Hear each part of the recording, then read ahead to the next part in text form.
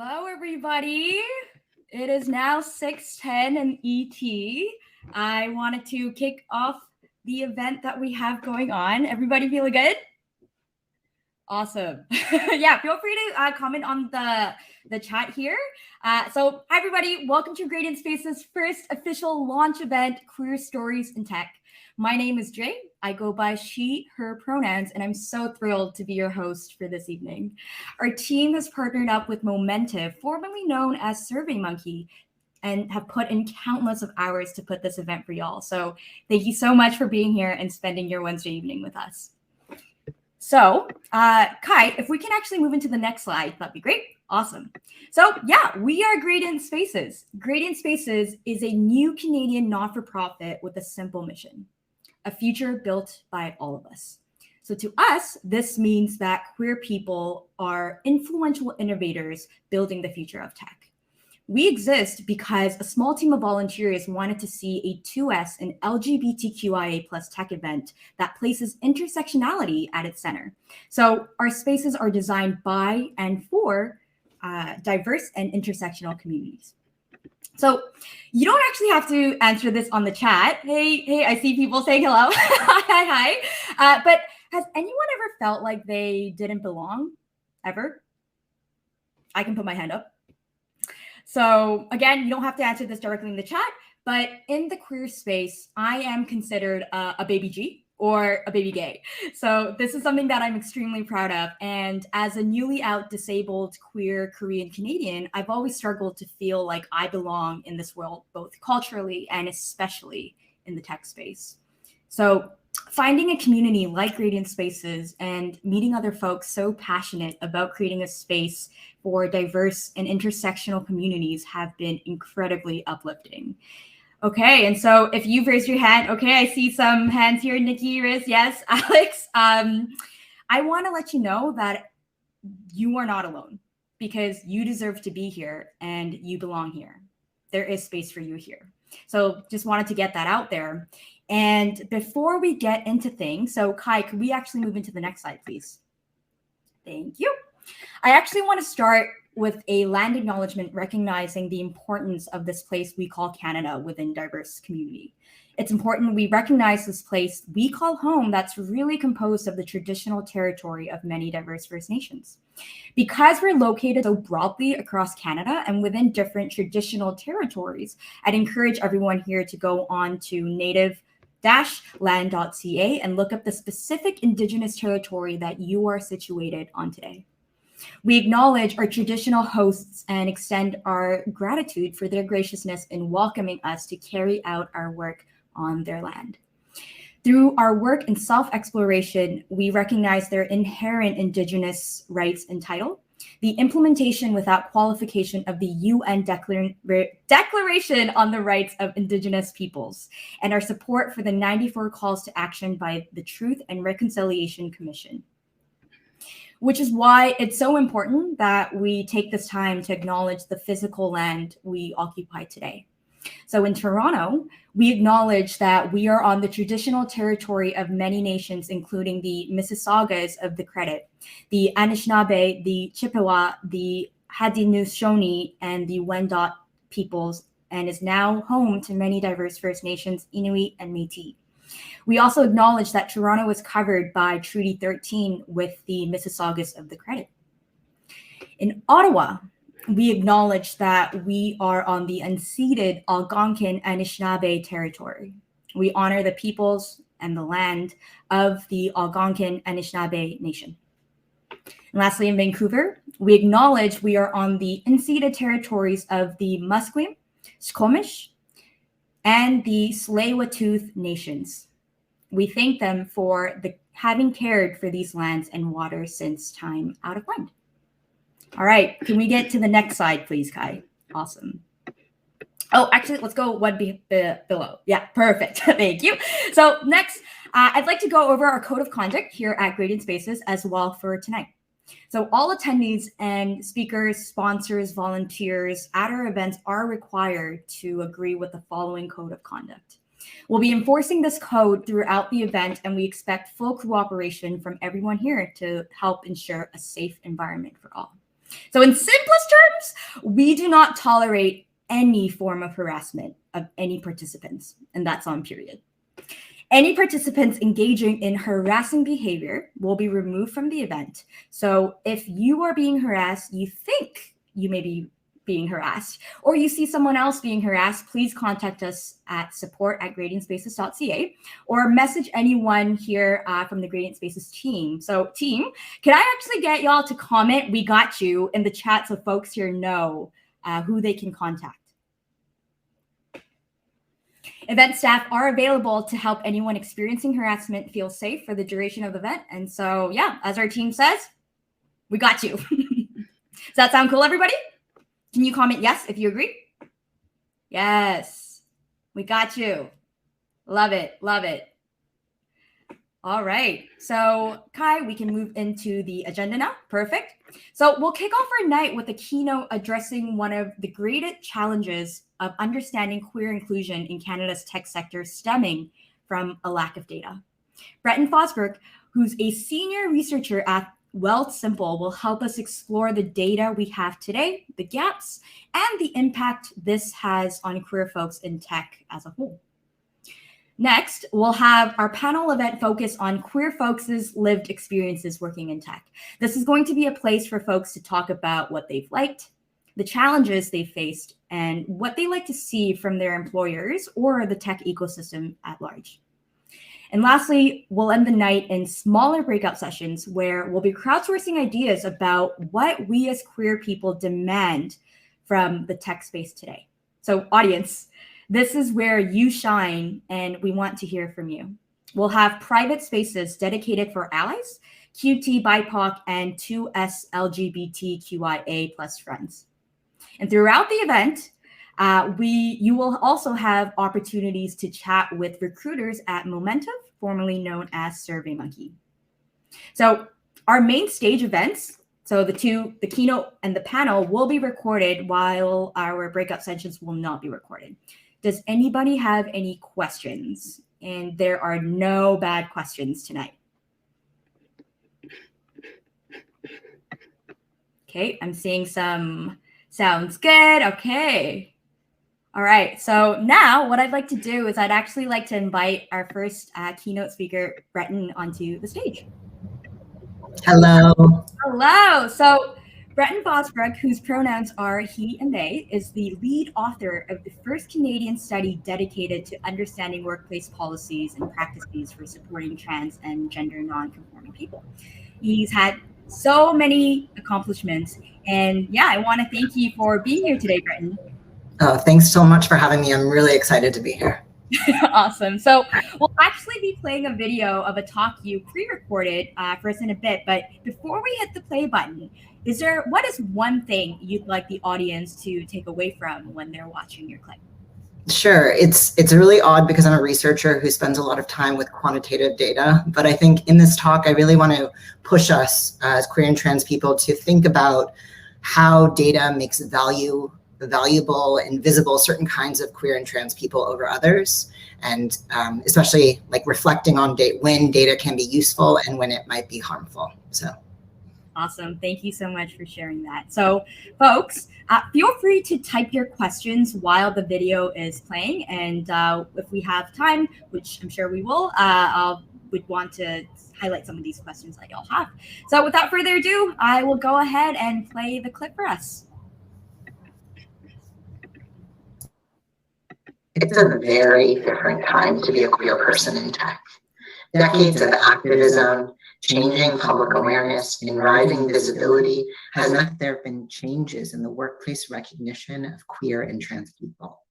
Many tech organizations now promote their non-discrimination policies, their transition guides, their washroom policies, and their medical benefits. There are also intersectional organizations for queer people in tech, like Gradient Spaces, seeking to enable queer and trans people to thrive in what has historically been a discriminatory space. I want to shout out here to the incomparable Gradient Spaces team for the work they're doing. But despite these changes in legal protections, and increasing public acceptance, trans and gender nonconforming people face disproportionate experiences of stigma, discrimination, and violence simply because of their gender identity or expression.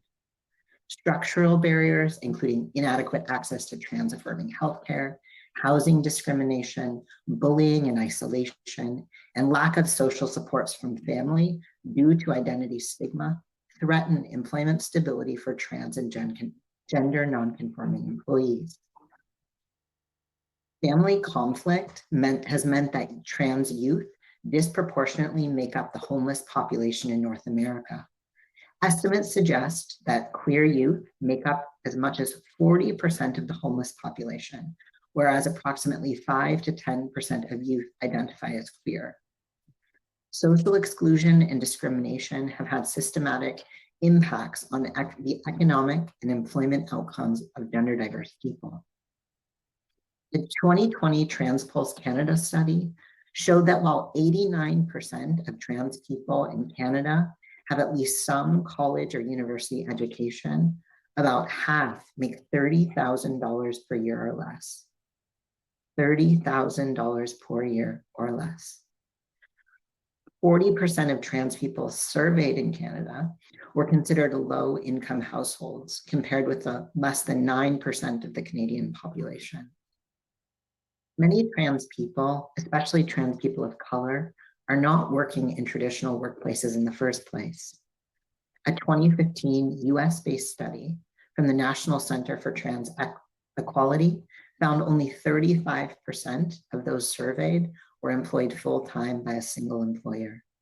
Those who were employed by a single employer often chose not to disclose their identities for fear of losing their jobs or missing out on advancement opportunities.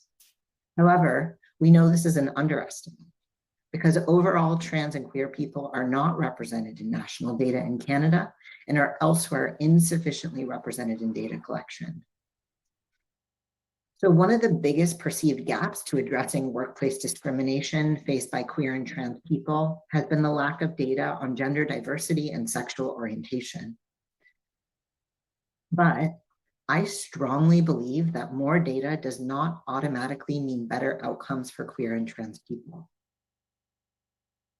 In this talk, I want to reflect on this statement and push us as queer and trans people in tech to be much more thoughtful about how and when we seek to build data about queer and trans communities. First, why should you listen to me? My name is Breton Fosbrook. My pronouns are he and they, and I'm a senior researcher at Wealthsimple. I'm also a social sciences researcher who spent 2 years after my PhD at the Institute for Gender and the Economy at the University of Toronto, where I led government-funded research initiative to study and advocate for more inclusive gender identity measures for organizational data. This work provided the foundation for the workplace and economic precarity questions for the 2020 TransPulse Canada National Survey, as well as provided inputs to the Canadian Human Rights Commission, technical advisory group considering gender inclusive updates of the Pay Equity Act. And I also conducted Canada's first study dedicated to understanding the workplace experiences and policies and procedures for supporting trans and gender nonconforming people. It was through these experiences that I came to believe that data alone will not create better economic outcomes for queer and trans people in tech or in Canada. And I want to discuss here 3 reasons why I believe more data will not necessarily create better outcomes. First, collecting gender identity and sexual orientation data is complicated. Second, many inclusive data collection efforts do not center the needs of queer and trans people. And third, data can obscure rather than reveal the differences in the experiences of queer and trans people. Before I do this, I want to make one thing clear. I am not opposed to better data collection of gender identity measures, specifically in population data. The gaps in population estimates of queer and trans people impact the effectiveness of everything from the gender pay gap to employment equity initiatives. In our data-driven society, what is measured counts. However, I worry that our fixation on data and measurement has helped to improve the lives and outcomes of a select few white, gender-conforming gays and lesbians, and even some trans people, of which I probably would include myself, while many communities continue to face barriers and marginalization. More robust data on trans people is important to make visible, often overlooked communities. At the same time, collecting data from people in vulnerable situations has risks and may increase vulnerability. These risks must be weighed against the benefits of data collection and mitigated in the data collection process. So first, what do I mean when I say collecting gender identity and sexual orientation data is complicated? So I've seen many organizations who believe simply adding an additional checkbox to demarcate trans identities in addition to the general male-female boxes to be sufficient. However, there are challenges to this type of data collection, including how to measure trans communities given the changing understandings and meaning of gender identity. Much of what we know about trans and non-binary people's experiences comes from stories and qualitative insights because each person's individual experience of their gender is personal and gender is often fluid. Moreover, emerging research on gender nonconformity has challenged the dominant narrative that trans people simply transition from one binary gender to another with medical assistance. Other data from epidemiology shows that only a small minority of trans people in Canada report a linear transition. So the scholar and activist Heath Fogg-Davis, who is the author of Beyond Trans, Does Gender Matter?, argues against the addition of other categories like transgender, or even worse, other, because these efforts don't generally dismantle or challenge the gender binary. Gender stereotypes and norms can continue to influence how we measure and conceptualize who fits into specifically demarcated categories. Gender identity measures are importantly also self-reported. However, it matters not only that there's a distinction between your gender identity that you identify for yourself, but also about how other people see you. Often the discrimination happens when there is some sort of discrepancy between those two markers. Additionally, many trans people do not publicly disclose their gender identity for fear of discrimination or negative employment outcomes. Activists and scholars have articulated how some people are wary of disclosing their trans identities, given the histories of violence and discrimination that they face, specifically in bureaucratic policies and practices. Trans people must not inadvertently be outed in their workplaces through the methods of data collection or data presentation. This can expose them to harassment and even violence. This means it's essential to ensure anonymity and data privacy protocols are in place to protect individuals who accept to disclose their gender identity to their employer.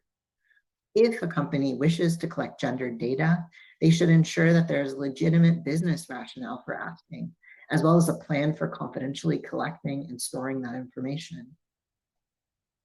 In the 2019 survey I conducted of Canadian companies and their workplace practices, more than 60% of the organizations reported collecting data on gender identity, though most did not connect the collection of these data to a specific business rationale or an inclusion strategy or a workplace hiring policy, nor did they adequately protect the privacy of their employees. This gets me to my second point. Many inclusive data collection efforts do not center the needs of the most marginalized queer and trans people. Organizations who add gender expansive data collection initiatives often do so for the purposes either of adhering to their human rights obligations or to say they're an inclusive and diverse company. To measure how well they are as an organization about not discriminating against their employees. It was not until 2017 that the Canadian Human Rights Act was amended to include workplace protections against discrimination based upon gender identity and expression. Despite these protections, research shows there is still a gap that exists between the adoption of anti-discrimination policies, which are often adopted to avoid litigation and maintain a positive, public, inclusive image, as opposed to actually combating the discrimination against their trans workers or employees. The data is not being used even to ensure trans and gender nonconforming people have access to employment opportunities in their organizations. These well-intended initiatives may cause us to lose track of who we might be leaving out from equity-based interventions. For most companies, especially in federally regulated industries, pay equity and employment equity provide one pathway to providing inclusive and equitable work in Canada for all employees. However, pay equity data is calculated from census data based only on biological sex. Current employment equity strategies for the City of Toronto, for example, rely upon census data to evaluate their workforce percentage representation against Toronto population estimates. Though they've done the important step of identifying trans people as an equity-seeking group in their organization, they are often bundled into the larger LGBTQ2S communities who, due to discrimination, have also historically been excluded from the census. Data from the 2018 City of Toronto Public Services Survey show a 4% workforce representation of LGBTQ2S communities. However, since there are no official LGBTQ2 population estimates and no disaggregation of trans and non-binary specific data, employment equity for trans people cannot be adequately evaluated. This means that organizations can celebrate their queer representation while neglecting to see that queer people in their organization are often white and gender conforming. Policies and practice aimed at providing equitable professional opportunities for trans and gender nonconforming people are thus lacking. This matters because trans and gender nonconforming people who experience marginalization because of their gender identity and expression will continue to remain underrepresented without additional supports. Celebrating the few known trans people in the organization risks ignoring the ways these individuals were able to enter the organization in the first place. And this leads me to my third point, that data can often obscure, not reveal the differences in the experiences between queer and trans people. Though it's important to be aware of the discrimination that trans people face as one community, it's also important to understand that not all trans and non-binary people face the same kinds of challenges. For certain trans people, research shows that trans women's salaries decrease by approximately 1/3 when they transition, while trans men see no significant changes in their salaries. We also know that trans women of color have worse employment outcomes than trans men and non-binary trans individuals. However, Black non-binary individuals often have the worst employment outcomes overall. There are stark disparities between trans people. Intersections of race and gender influence unequal outcomes. Some trans identities are more protected and valued than others, especially those who reflect the gender binary. Population-wide data that we do have shows individuals who are economically marginalized and gender nonconforming have a higher odds of reporting worse health outcomes than trans and cisgendered men and women.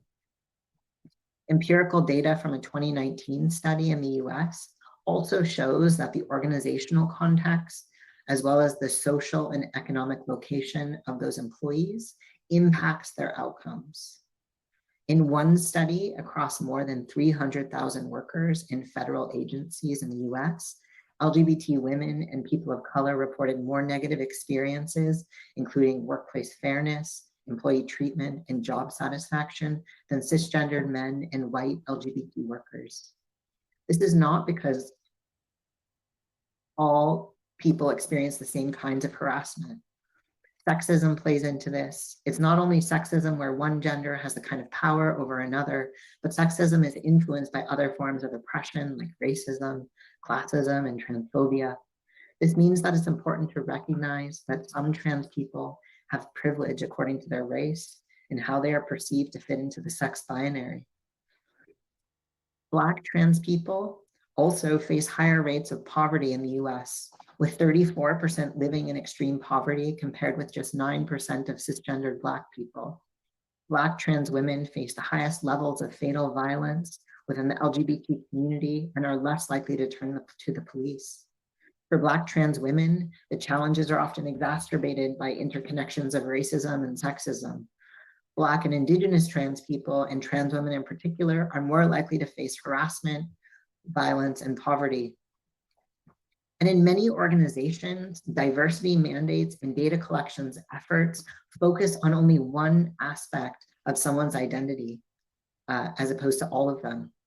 For example, there are employee resource groups for women, there are employee resource groups for LGBTQ+ communities, and there are employee resource groups for Black employees. These initiatives in themselves do not effectively address the challenges for individuals who face discrimination based upon multiple aspects of their identity, such as Black trans women who deal with the interconnections of racism, transphobia, and sexism.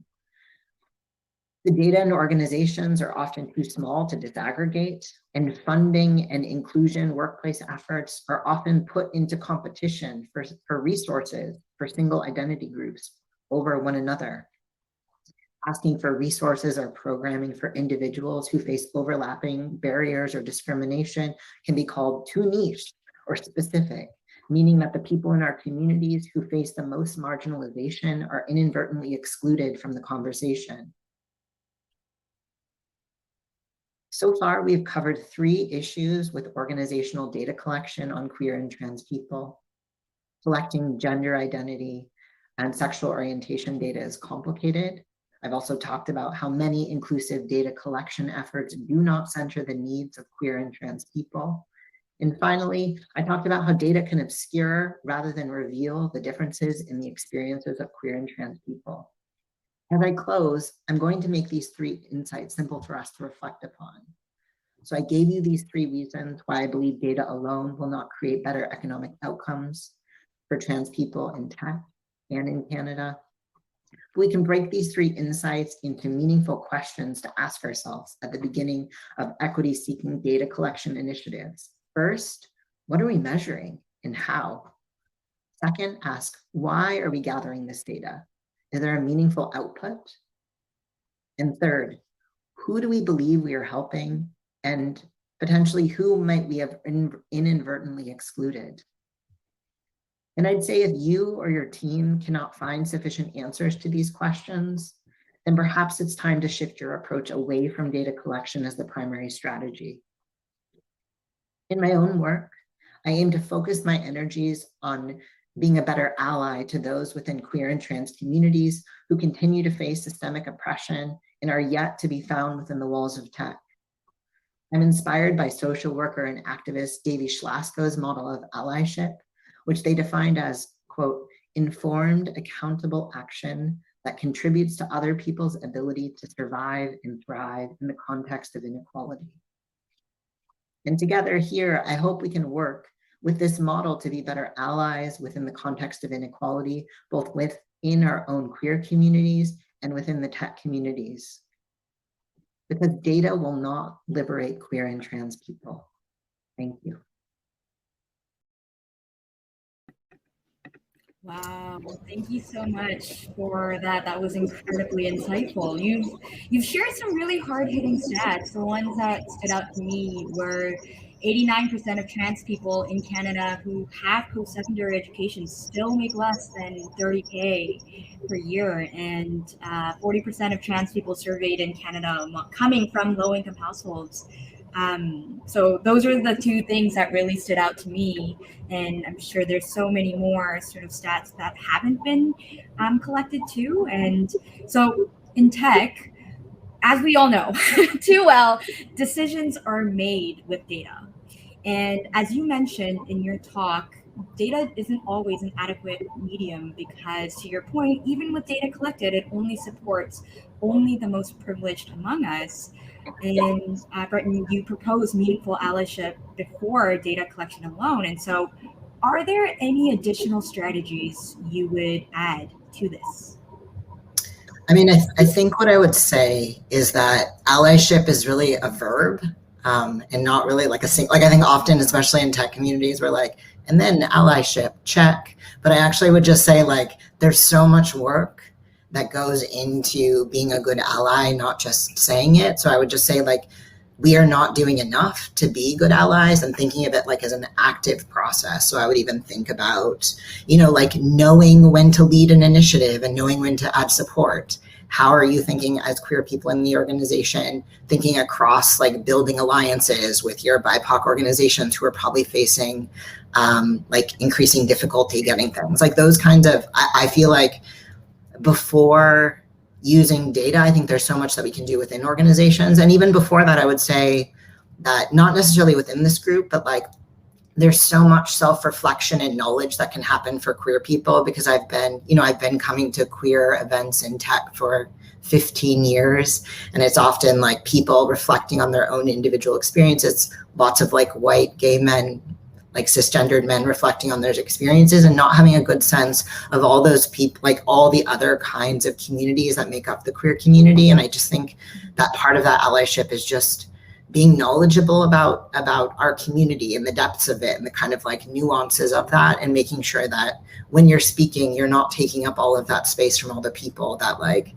so many people are outside of tech in general. We know that from all of the statistics, that there's so many ways that we can put pressure within to help build alliances without. So I love that. And so it sounds like 15 years is a really long time, right? And so within what you have sort of seen, what are some common pitfalls that you have? I know you brought it up a little bit in your answer, but I'm wondering if there are any other stuff.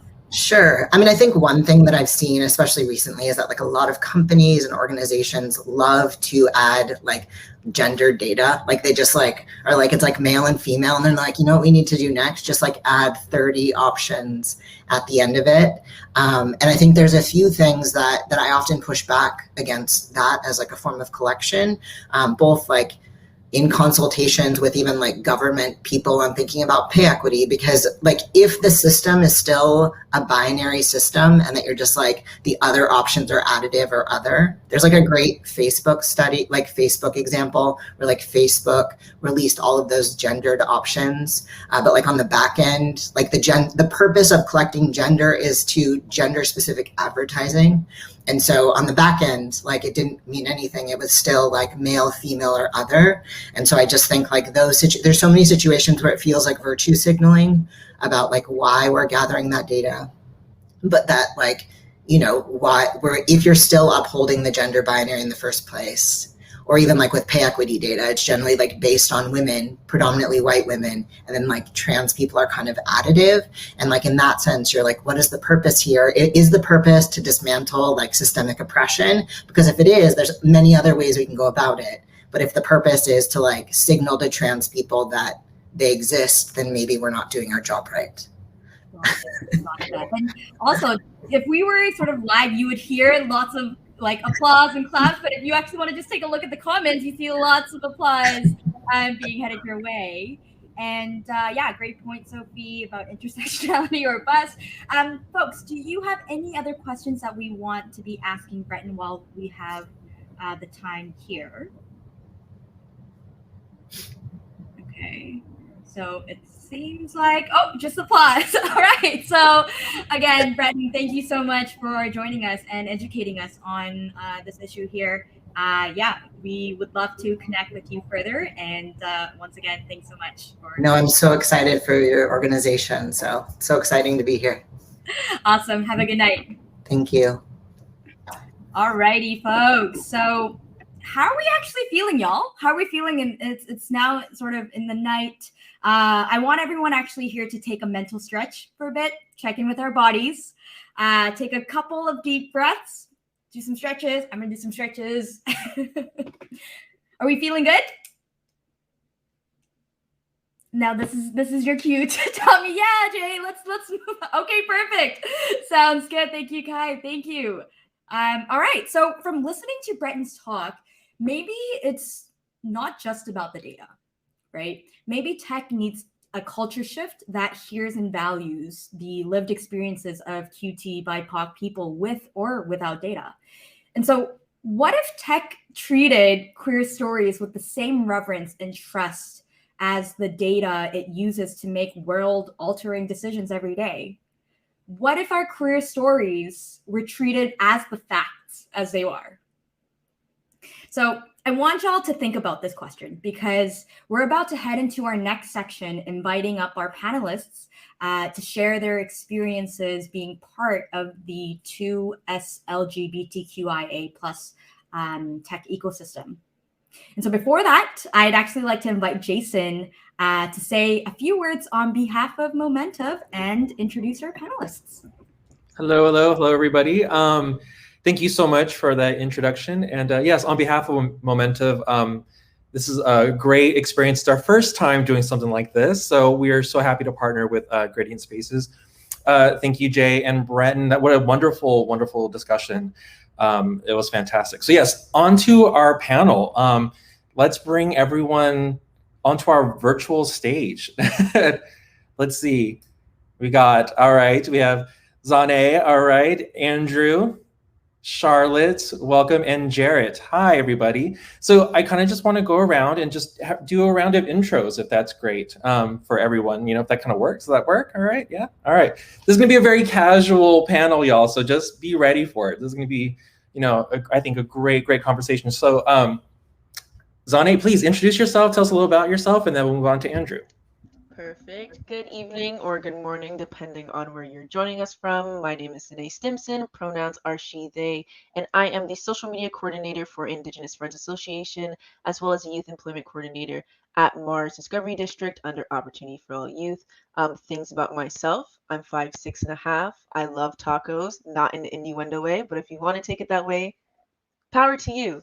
I like working out, playing video games. So if you have a PlayStation, if you have Steam, leave your tag in the chats and I'll definitely link up with you. But yeah, that's a little bit about me. And I'll pass it back to you, Jason. Well, hold on. We're not going to let go just yet. Now you can tell us, what game are you currently playing? Like, you know, us gamers want to know. I play a lot of first-person shooters. So I play COD, I play Apex, Valorant. But if you're going to play with me on PC, I have controller hands. So if I don't hit my shots, you know why. Good to know. All right. We have been warned. That's it. All right. Thank you so much. Andrew, can you introduce yourself, please? Hey, everyone. So my name's Andrew, and my pronouns are they, them. I'm a senior recruiter with Momentive, and I've been working here for almost 3 years, which is crazy. I'm based in Ottawa, Canada, and I guess something interesting about me is I'm a classically trained musician. So I find it interesting that I've landed in the world of tech when my background is all arts and culture. And if I'm not playing an instrument, you'll definitely find me working in the garden. You know, Andrew, I'm going to put you on the spot for a second because I learned something new about you today even. Photography, hello. Like and I've already known that you were a photographer as well, but there's a little something, you know, could you share, like something was shared someplace, somewhere. Can you just let us know? Yeah, I did photography for a number of years after university. It was a really incredible experience. I also know that I was pretty lucky to be able to sell some of my prints, you know, across the country and the world. But there's a museum, right? I think there's like some, like that's what I was alluding to. I didn't want to spoil it for everyone. Yeah.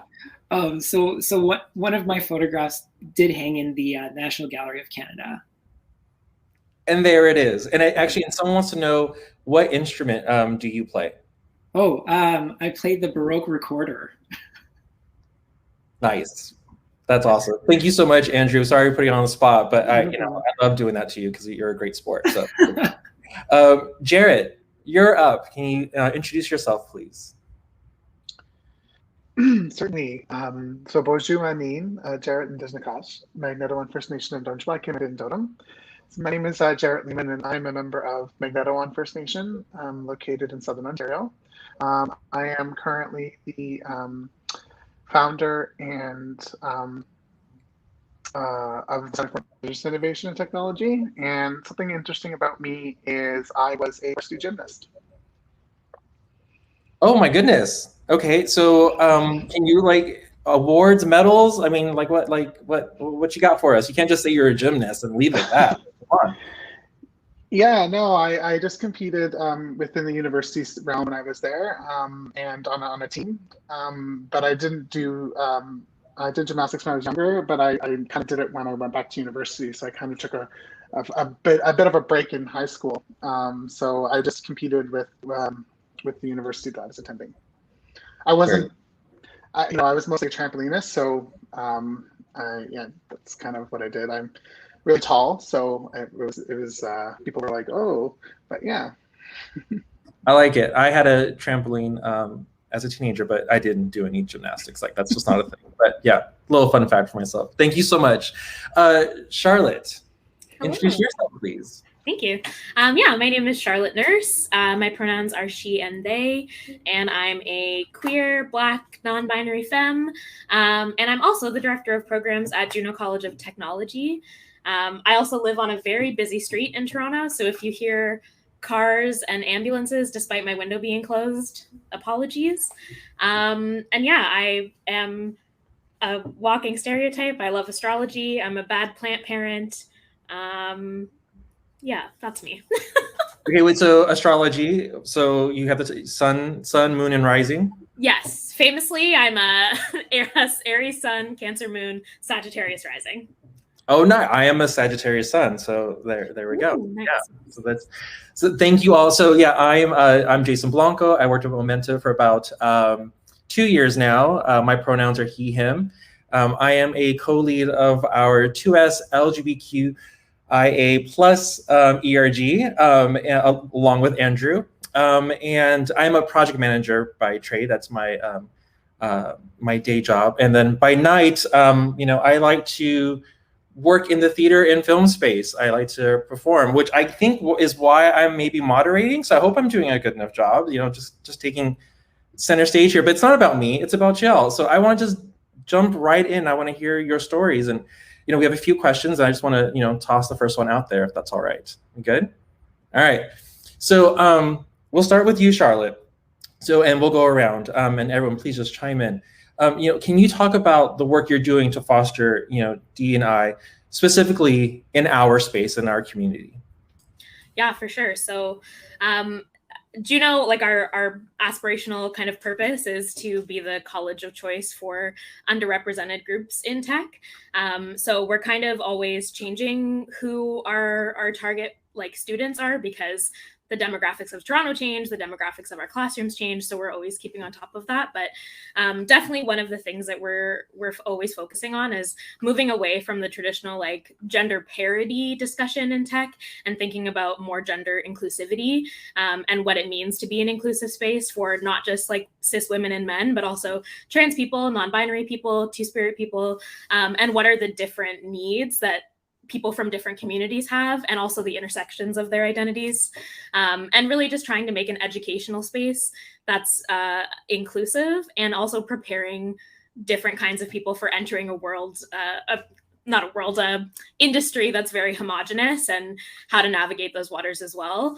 But ultimately, the big, huge goal is that we want to help change the face of tech. We want, through educating and providing accessible and inclusive education to students, they go out into the world and they join teams and they hire people who look like them, and they move up in the ranks and totally just change the whole face of the industry. That's the big no pressure goal. No pressure at all. I mean, it's the queer agenda, right? We're going to take over everything. So I think that's a wonderful start. So thank you so much for that. And I think changing the face, what a wonderful way to phrase that, changing the face of tech. It's, there's so many of us, and there's so much intersectionality within that. So it's important, the work that you're doing and that we're all doing. So thank you so much for that. So, I want to ask, Jarrett, same question, how, what are you doing with your organization, and fostering D&I, through your work? Yeah, certainly. So as a, co-founder, of the Center for Indigenous Innovation and Technology, we are a national nonprofit. It was founded in 2017, and we focus on increasing Indigenous representation to the technology and innovation sectors. And so our organization has 3 sort of pillars that we focus on. The first one being a tech skills accelerator, so getting the workforce ready. The second pillar is research and data and advocacy. So how do we start to put out information and data that reflects accurate Indigenous representation in the innovation and technology sectors. And then the third pillar that we have is a collaborative and innovative network. And so that's around how do we start to have, act a little bit or help convene the sector to come together to talk about Indigenous inclusion in the technology innovation spaces. And it's such important work. And so, to kind of, be there as that mentor of sorts, right? To be there as a resource, it's such important work. So thank you so much for that. So Zane, I'm going to go to you next. Andrew, we work together, so we'll leave you last. Hope you don't mind. But what are you doing to foster DE&I as well? Yeah, absolutely. Very similar to Jarrett, the Indigenous Friends Association, we want to essentially help Indigenous people learn healing and how to reclaim digital technology, because we see it as, if you can bead, you can code. If you ever use a kayak, that is Indigenous technology. Like, Indigenous people started tech, even though it's not, gadgets. It is tools that we use to benefit our everyday life. So we have various programs, one being in digital, where we teach coding, as well as social media and design applications, so that people can start their businesses. They can create their own websites. They can create their own apps so that they can build their communities in them. Then we also have queer digital, where we primarily focus on BIPOC, and we create a safe space in the tech world so they don't feel like, oh, if I go online, I'm going to be very invasive of other people's spaces. So that's kind of what we do. Plus, our team is 90% queer at this point. So if we didn't do this work, it'd be kind of redundant that we're not showing our faces in the sector. That's amazing. 90%. That's awesome. That's changing the face right there, like what Charlotte was saying, right? So fantastic. Thank you so much. And then I guess, Andrew, let's hear it. Momentive is on the line now. What's up? Yeah. Hey. So with you, right, and 2 of our other colleagues, we run an ERG called the Queerius, and so really it's all about creating a voice for the community, to make sure that we have a seat at the table. One of the things that we started this year was specifically a closed support group for the trans and non-binary community at work. We decided to keep it closed at this point because there is still work that we need to do to make sure that we are building that really safe and inclusive environment for the trans and non-binary community should they decide to come out. And so one of the big things that we've been doing is actually working with our HR team on numerous levels. So it's actually really interesting listening to Breton's talk, because it's about representation, and we're a survey company, so we collect a lot of data. We're actually going to be launching an Engage survey in Q3, actually just in September, so next month. And so part of it is going to be, really taking the time to collect that data to make sure that our voices are represented. And then the other big thing too is benefits. In the United States, there's actually some pretty incredible benefits for our trans colleagues, but outside of the US, they're actually not very great.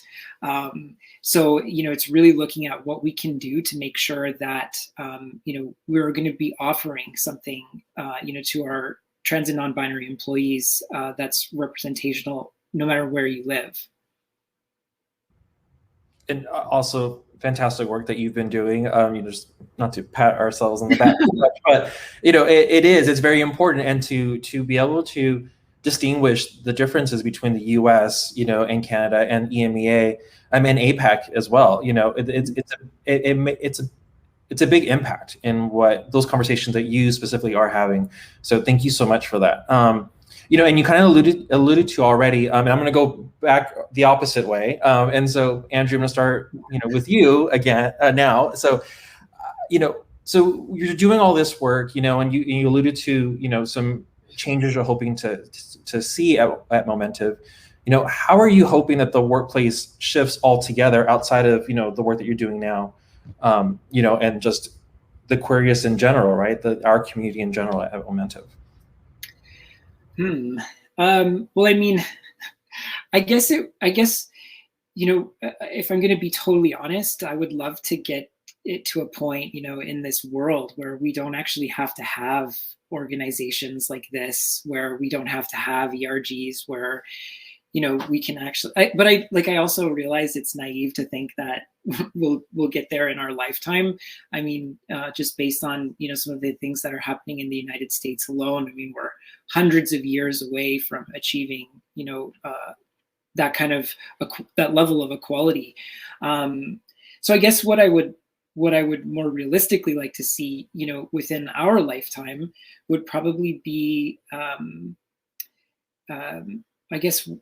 equal pay, that there's a lot more conversations around what people are paid, a lot more awareness. One of the things that, I guess this is a Momentive plug, but, we do hire a neutral third-party organization that actually reviews all of our employees' pay across all levels of the organization to make sure that there aren't any pay discrepancies for your current level, based on your gender or your sexual orientation.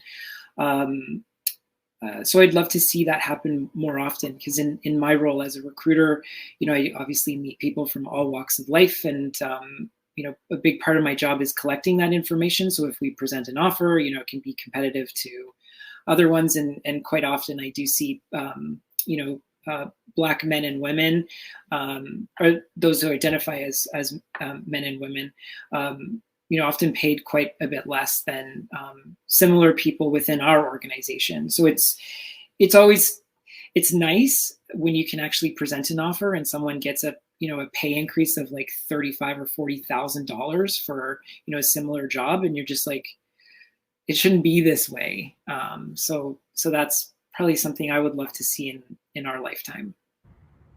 Yeah, absolutely. And I think, Momentive has such a strong, dedication to DE&I, and having that third party is so important, right? And to keep us honest and to, to make sure that those, pay gaps, don't exist. And, there's progress, but there's still so much work to be done, right? Across the board.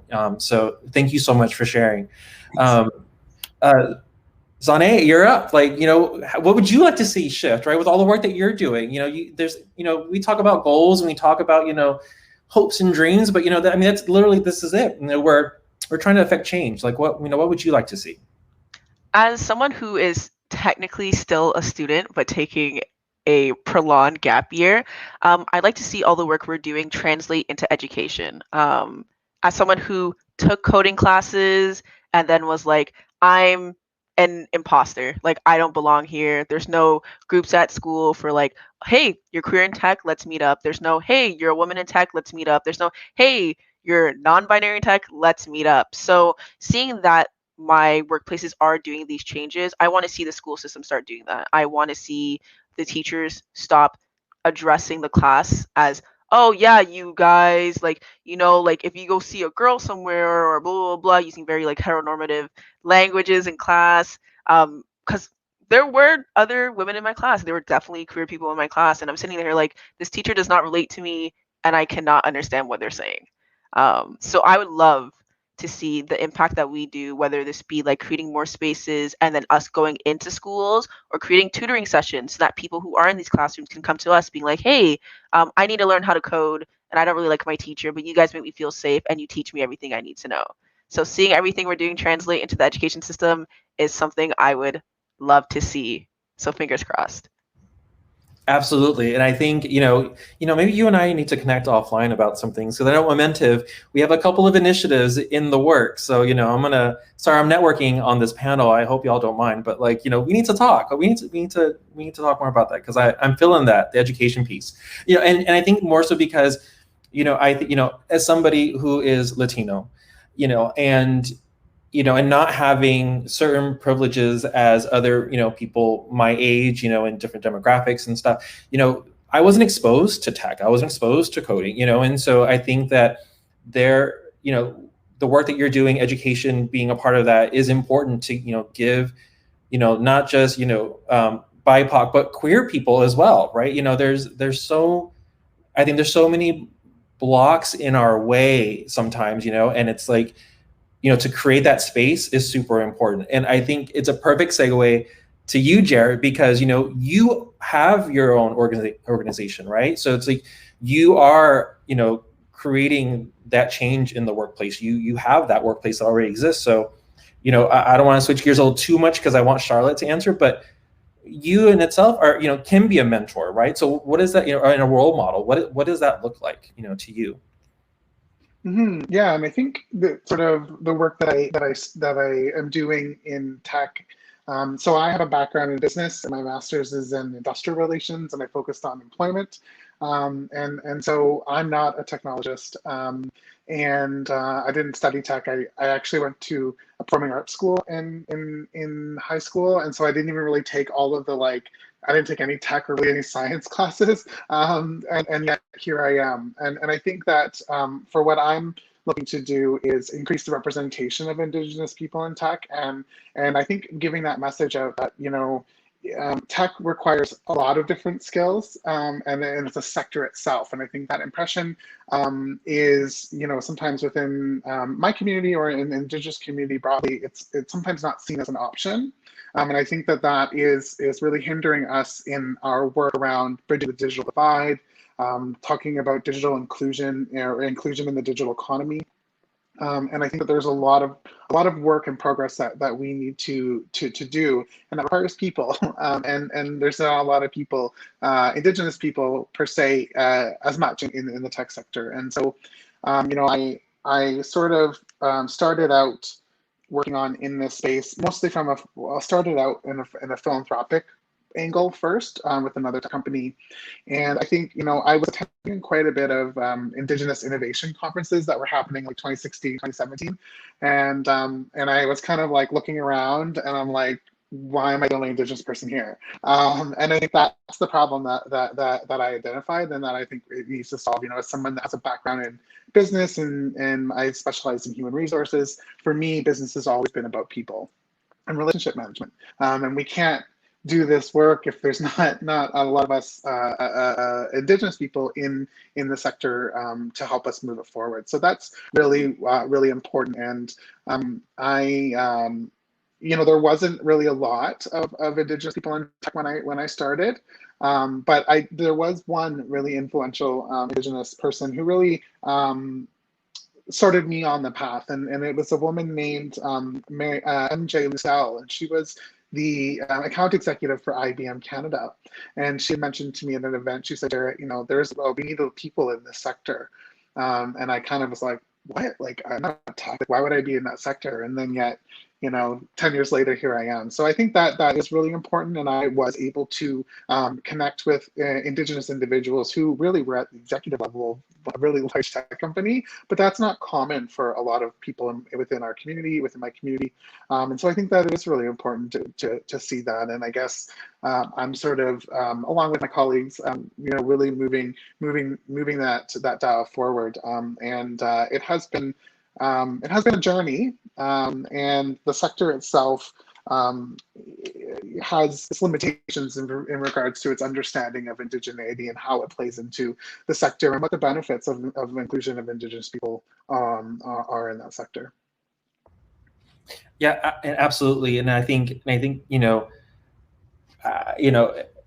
it's so great that you had someone to say, hey, like, you know, we need you in this space, but then not just, you know, having a seat at that table, but then, you know, creating more seats at the table for people that look and identify as you, right? That is so important. You know, I think that's something that we emphasize within our ERG. It's like, you know, it's not so much getting a seat at the table, is to make sure that other people are at the table that look like you or come, you know, have the same, you know, similar background as you. And it you know, there's a community, and I think there much, you know, greater work is done because of that, right? I think we all bring something to the table. And oh, sorry, Alexandra's throwing a question for Jared. Sorry, let's see. We're gonna go ahead. We're gonna answer a question real quick because I don't want to lose this. So, Jared, this is for you. You left an organization to create one that was more inclusive space. What advice would you give to younger 2S LGBTQIA plus folks looking to do the same? I mean, I'm a very much of a strategy person, so I kind of like incrementally did it. So I sort of still worked, and then I had, then it's nonprofit work starting out. So I sort of started out while doing both.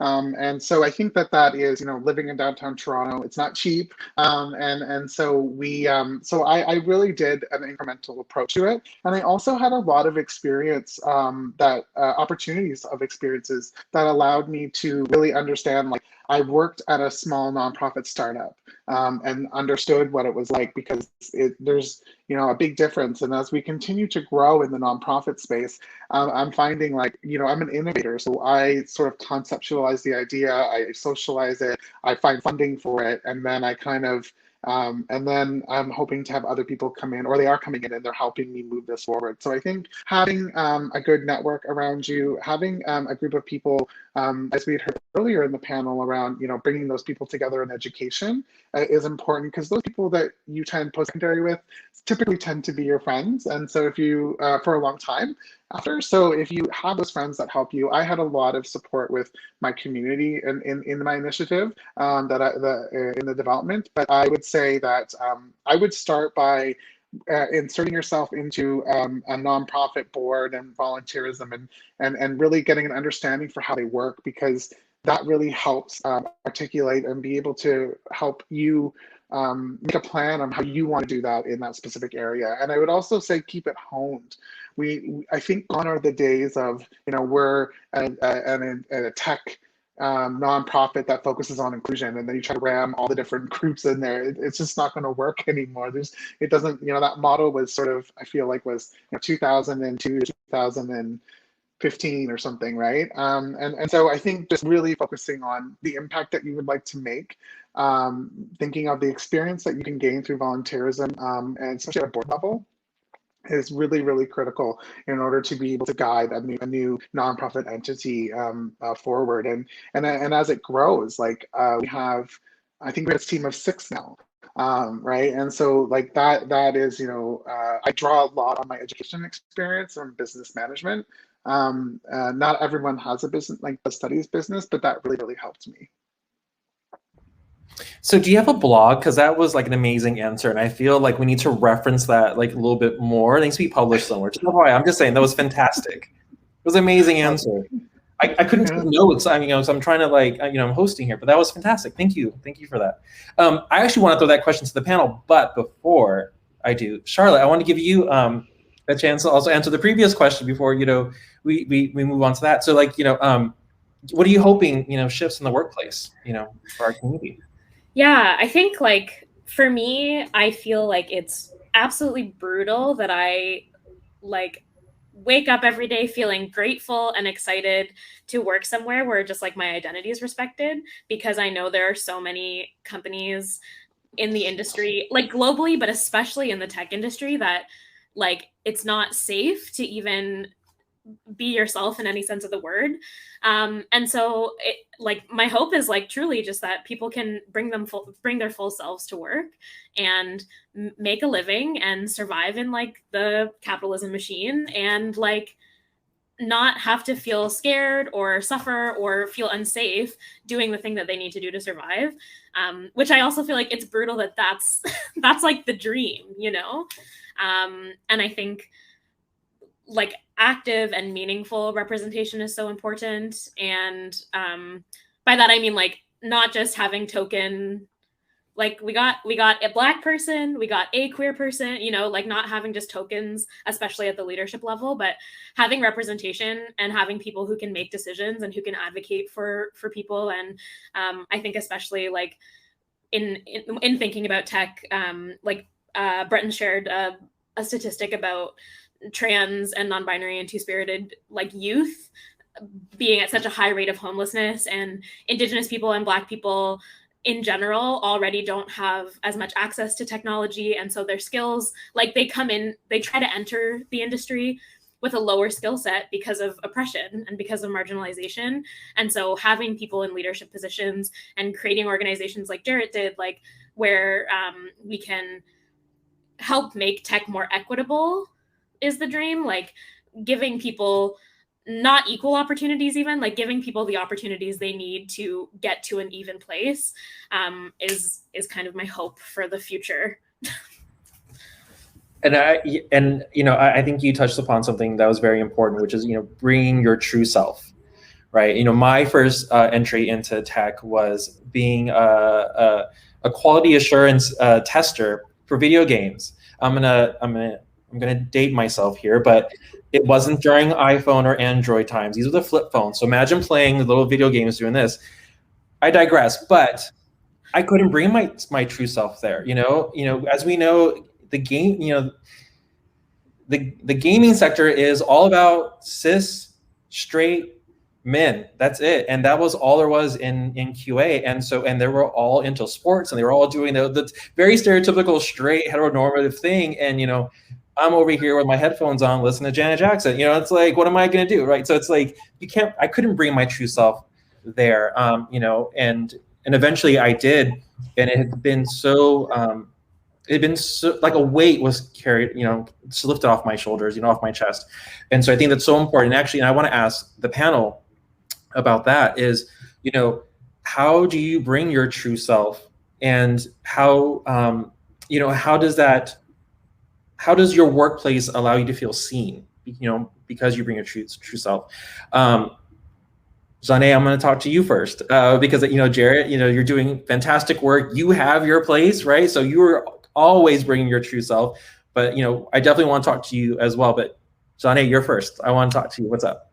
Alrighty. How do I bring my true self? At Indigenous Friends, it was fairly easy. As soon as I was presented, my interviewer off the bat, "Hi, my name is so-and-so, these are my pronouns." And I was like, all right, word, hi, my name is so-and-so, these are my pronouns. So much so that even just by working there, it helped with some gender expression. So I went from, oh, hi, my name is Zane, my pronouns are she, her, to hello, my name is Zane, my pronouns are she, they. It was just natural at that point. I can say with larger entities like Mars, though, there was kind of a gap. I was like, okay, what am I supposed to be doing here? Am I supposed to be professional? So it's a don't ask, don't tell. What is the groove here? But I had to be that person. First day, pronouns are in my name so that they know, hey, I'm not with the, mess. You guys are going to address me as she, they, know her. Nothing that I'm not comfortable with.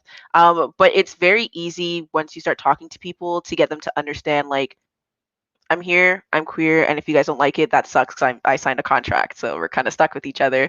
But yeah, it's kind of just joking, being hey, yeah, me and my partner, or hey, me and my girlfriend, things like that, and having that reciprocated. So my manager be yeah, me and my husband, we went here, or whoever's straight, be yeah, me and my partner, we went here. Very neutral language as well, something that helped me break out of my shell.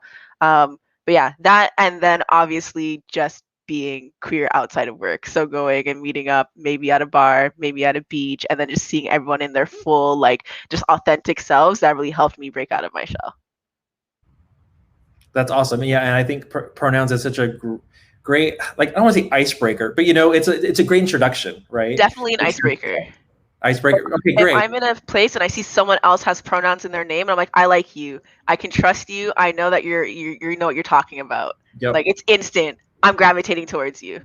That's awesome. Yeah, and I think and that's something that we try to normalize. It's first of all, it's pronouns. We all went to school, right? We all get it. It's we know pronouns they exist, and now we're evolving them to mean so much more, and to start having them be part of our identities.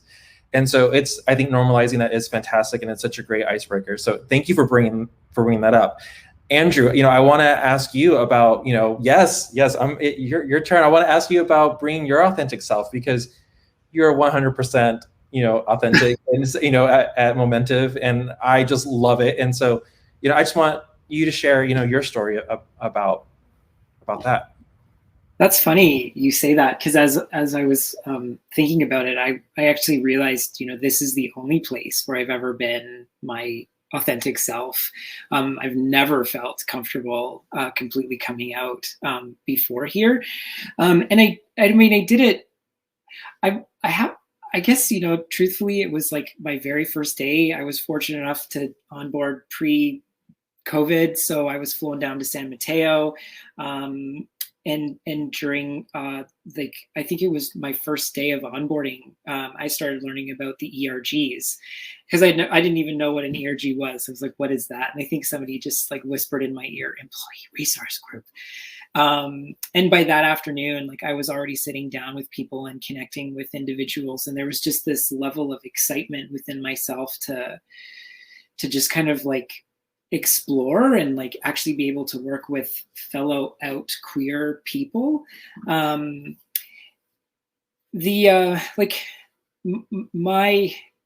gender identity has also evolved a lot over the time that I've been here as well. A lot of it was just because there was so much fear of coming out as a non-binary and gender non-conforming individual. I'm still figuring out what it means to me, but I honestly remember this one story so vividly. And we were in San Mateo for the DIG and ERG sort of like annual conference that we used to have again in the olden days, where all of the ERG co-leads would be flown into San Mateo, and we'd sort of work on, what our vision and mission is for the year. And we were standing in this circle. Jason, I swear you were there, but we were going around and everyone was saying their name and their pronouns. And Xander, who's our CEO, was there. And I had just started telling people that my pronouns were they and them. And now the bloody CEO is in this room, and I'm supposed to say I'm they, them. So I'm like, freaking out in my head, thinking like, this is it, like I'm gonna get fired or something. And then I said it, and we just kept moving on, and that was like, it was like no big deal at all. And so that's when I started to realize, okay, this is probably a really good place to be my true self. I do remember, and like, we had just met also, so like, yeah. Like my heart, like, thank you for sharing that very personal story, and I'm glad that you bring your I would have never known, like you bring your true authentic self every day, and I know the Aquarius and everyone at Momenta just loves you for it, so thank you. Jarrett, so we have about 8 minutes. I want you to kind of also answer the question about bringing your true self and encouraging people in your organization to bring their true selves, right? Could you enlighten us about that culture and how you foster that? Yeah, certainly. So it's a little different because I work, so I also have a private company that I own as well. And so there's a nonprofit and a for-profit organization. So I think especially for the nonprofit, I mean, we're talking about an Indigenous organization with majority of Indigenous people. So it's sort of a unique place, which is not the diversity, when there's a Caucasian person on, we say, oh, that's the diversity hire on our team. And so it's a little bit of a different context, I think. But I really focus on encouraging our staff and employees to participate in, volunteerism as part of their job. So you need to, and however they want to express that.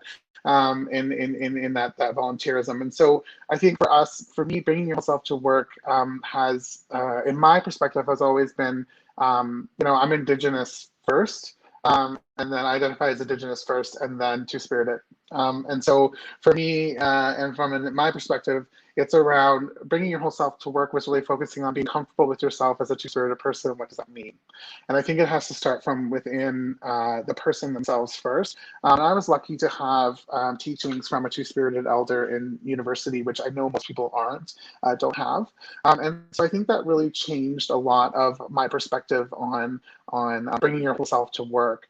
And I don't know if I've just always been really fearless, maybe. I don't know. I kind of, was 24 and on boards with like big CEOs, and I was just myself. Like I was just, this is how I am. I'm not really, I'm not really straight passing, I don't think. And so it just kind of never got brought up, but I was always working in Indigenous focused things first.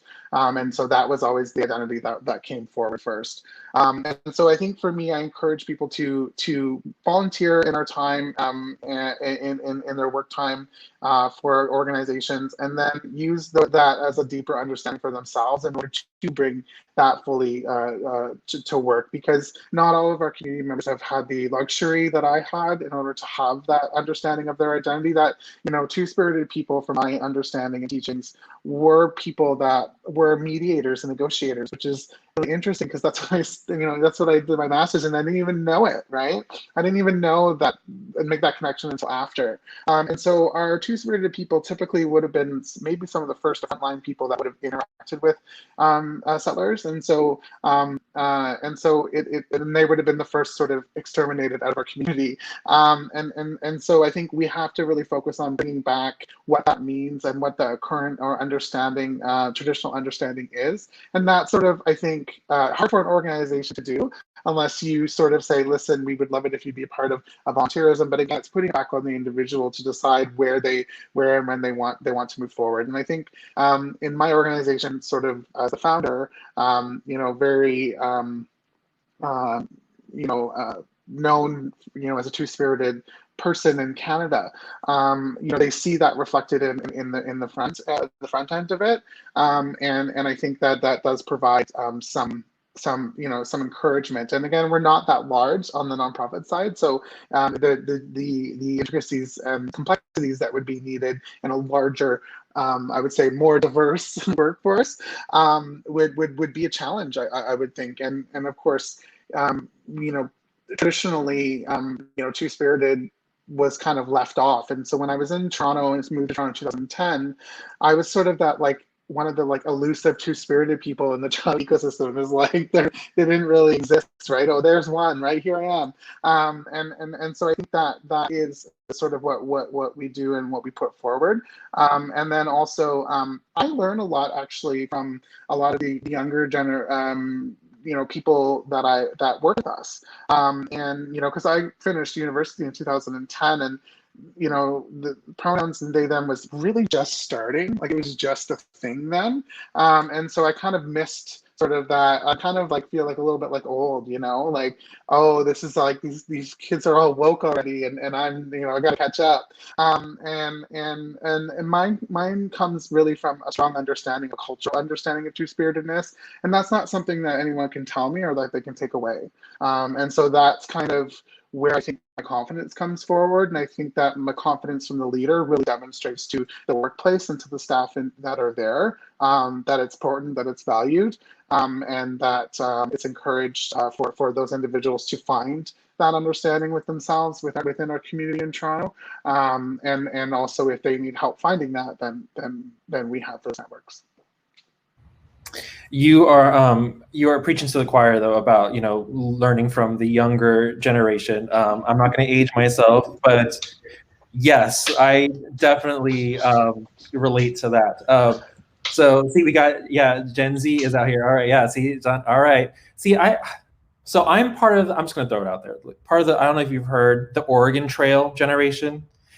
Have you all read that blog? It's a thing. So we're not Gen X, but we're not millennials. We're right in the middle because we were right before the internet was created, and we were there right when the internet was emerging. And during that generation, we all played a game called the Oregon Trail. See, I'm dating myself. I'm just gonna leave it at that. Jason, I'm gonna date myself. What's Gen X? What? What age group is Gen X? I can't talk about it. No, I that's like. They're literally referred to as the forgotten generation. They are. Yes. It is. Yes. Ow, it hurts my heart a little bit. I don't know the exact range, but I know it's somewhere in the 70s up to 1980, and I'll leave it at that. I'm gonna leave it at that. Just saying. All right, so we have a couple of questions. I know we're out of time, so hopefully, our audience can hang out for a little bit, but we have a few questions. So, question for the panel: have you ever been in a work situation environment where you have not felt comfortable to be your genuine self, and how have you handled it? Thanks. That's from Josh. So, who would like to answer that question?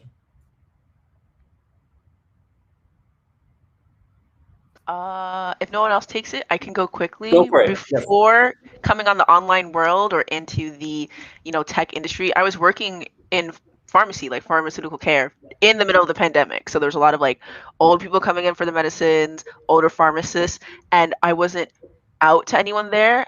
But the people who worked there went to high school with me, and I started a GSA at school, and I wore a tie with my uniform, and I was that person. But the pharmacist all the time, oh, Zane, like, when are you gonna get a boyfriend? Oh, when you get married and you have kids. And I was like, yes, miss, don't worry. Wedding, I'm calling you up. It's, it's your world. I'm just living in it. But the way I handled it was, you know what? This is a temporary job. I'm not here forever, and I know I wasn't gonna be there forever. It was kind of like I moved back home. I just need money in my pocket. So it's kind of like I brushed it off my shoulders, because at the end of the day, if I don't tell them, they won't know. And even though they're assuming, it's still up to me to be like, hey, by the way, no. But yeah, kind of just like, laugh about it with my friends at the end of the day. It's mainly how I handled it. But self-care, you come first. If you don't like the environment, make sure you leave. Yep. No amount of money. Absolutely. Self-care is important, Karen. That's my motto. Yeah, I'll even share. I talked about, when I was in QA, working in the gaming sector. For me, it was, I started, I would make friends, and I don't know, just as soon as you felt a connection with somebody, I just, opened up to them. And once I had a network of people that I felt that I could trust, and then be open to the rest of the group, I at least knew I had a support system that would help, right? And I think that's important, is building that trust, building that network. And again, if it doesn't work out, just bounce. You know what I mean? Like, this is not for me. I'm out of here. Okay. Does anybody else want to answer? Because if not, we're gonna wrap this up. How do y'all feel? Anybody else want to answer that question?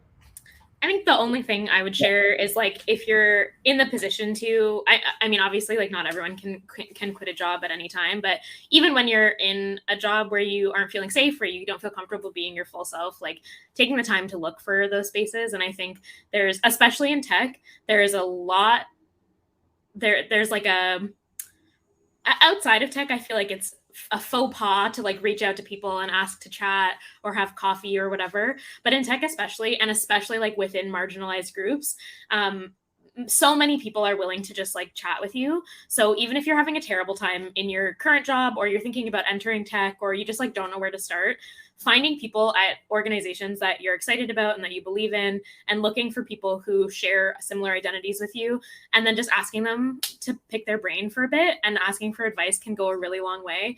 And sometimes can lead to jobs or connections to like where you might find volunteer opportunities and get your foot in the door in a place that makes you feel comfortable. So I think it's like, even if you have to stick it out in a work situation that you don't feel comfortable, like, use the network that exists out in the world, like insert yourself into the network and find people who are of a similar mindset to you. And yeah, people want to help other people, surprisingly.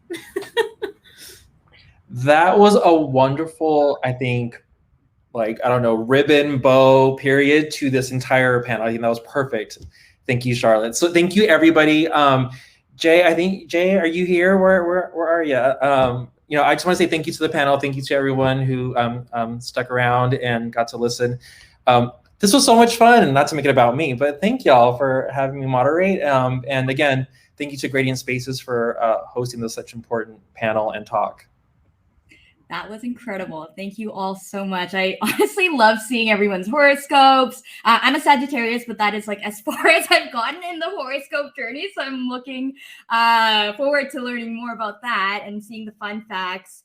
I love seeing all the queer puns also that came out of this talk. So that was amazing. So yeah, like representation matters so much. So it means a lot to have allies like spread across the tech ecosystem. So thank you again, Sane, Andrew, Jarrett, Charlotte, and Jason for being here. Not only just like championing for the 2S LGBTQIA plus like folks, but also championing for us to have a safe and inclusive environment. So that really was amazing. All right, folks, how are we feeling? How do we feel? Let's do another sort of like stretch here. Stretch your necks, check in with your bodies, drink some water. I got mine right over here. I'm feeling good. Yeah, Sophie saying thank you for so much for all of your vulnerability. My fave panel ever. Agreed. Christian saying thank you. All right. So now we can actually move into the last part of our night, but which essentially will be the breakout sessions. But before we do that, I wanted to take this time to give a massive shout out to the Gradient Spaces team for literally making this night possible, as well as give a shout out for our fearless leaders, Sophie and Ruben, for bringing the team together to allow for us to have these conversations here. I think it's really, really special. So audience, if you have the option to give that like applause emoji, I want you to fill it in the chats right now so folks can see how much this night means to everybody here. All right, so that said, we are currently accepting applications for 8 different types of volunteer positions on our team here. And honestly, we need your help to build the queer tech spaces that you want to see in our world. So again, if you have any questions, you think you're interested, you might have a friend who might be interested, please reach out to any of our event staff here, or you can go to gradientspaces.ca to find our application form. Honestly, if you have any questions, please reach out and we would love to just have a conversation with you. And Kai, can we actually move on to the next slide, please? Thank you. All right. So besides volunteering, there are 4 other ways to get involved, whether that's joining our mailing list, becoming a speaker, partnering with us, or sponsoring our events. We are super, super open to connecting with y'all and have that chat. If there's something that's not on this list, let's have a conversation and we can probably make it happen here because of how great our team is. Alrighty. So now, moving into the last part of our night, essentially, you will have 3 opportunities to connect with your peers. The first way, there's going to be 5 separate breakout rooms for 30 minutes so that we can digest the keynote and panel discussing what we still demand as 2S LGBTQIA plus individuals in tech. So actually, the facilitators will be leading these discussions with questions. Can I actually get the facilitators to actually head over to the room now, just so that when folks are moving in, they'll have some friendly faces to greet them. Perfect. All right, so we have 3 open rooms for all attendees and allies interested in working towards a more equitable tech sector. We have 1 room reserved for our QT BIPOC attendees, and we have 1 room reserved for 2S and LGBTQIA plus attendees as well. So these breakout sessions will go on for 30 minutes, and session rooms are going to be a private space free of recordings. And at the end of the session, our goal is for each group to have crowdsourced a list of demands that they feel comfortable to share. Essentially, we'll be compiling these as an educational resource and to inform queer-friendly policy recommendations to tech companies who work with us. So really, all of us are actually making changes happening tonight. So how cool is that? Pretty cool. In terms of how you actually get to the room, you can go to the Sessions tab on the left side of your screen, and you just need to click on the room you want to go into. If you have any troubles finding the room, please feel free to reach out to our team, and we will make sure that you get to the room that you wanted to go into. So aside from the breakout sessions, we'll also have opportunities for you to network one-on-one.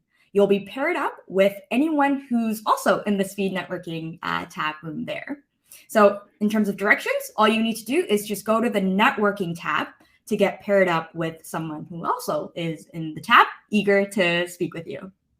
Finally, if you want to connect with Momentive, I believe Jason and Andrew were part of the panel. You can actually learn about job opportunities and meet with the team at their booth. All you need to do is head to the Expo tab on the left side of your screen. So as a reminder, if you want to join the breakout rooms, make sure you go into them first because they're only running for 30 minutes. And then you're more than welcome to participate in networking and saying hi to the Momentive crew at their booth. Does anybody have any questions right now? And reminder that there are no bad questions. Alrighty. Okay. So Kai, I think we're ready to move on to the next slide. Thank you. So to close us off, I want to thank our speakers, our panelists, our volunteers, and most importantly, you for attending, taking up space, and showing up. Honestly, we cannot have these events if folks don't show up. So thank you so much for spending your Wednesday evening with us. It means a lot to have you join for this day. Be sure to follow us on socials. If you're interested again in volunteering, you can reach out to us on social or apply directly on our website at gradingspaces.ca/get-involved. All right, folks, this is the end for the main stage programming. I hope you all have a great night, and I'll see you in the forums or the breakout sessions. Okay, I'm going to put on some music, and then I'm going to turn off my camera. So thanks for showing up, everybody. Have a good evening.